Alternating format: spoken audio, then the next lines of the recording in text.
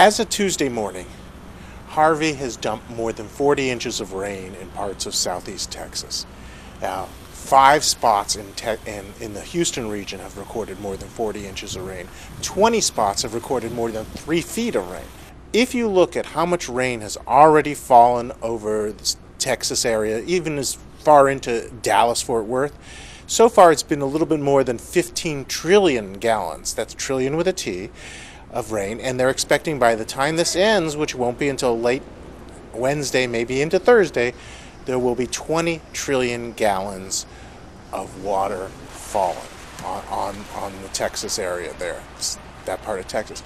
20 trillion is such a large number. One way to think of it is it's more than 1 million gallons for every person who lives there. Another way to think about it is if you took every NFL stadium and then every NCAA Division I football stadium, filled them up with rain, you would do that 100 times to get about how much rain has fallen on Houston and the southeast Texas area. So when you have that, almost any system will fail to get rid of it.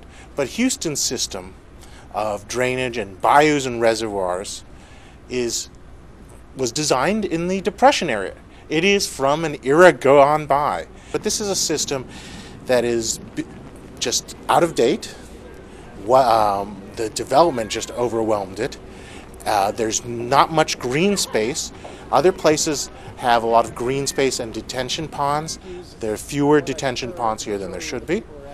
And then on top of that, geography is just not good for Houston because it's flat. Well, Harvey had everything going for it to be very wet and rainy. The first thing that causes a storm to dump so much water is because it doesn't move, and Harvey hasn't moved much.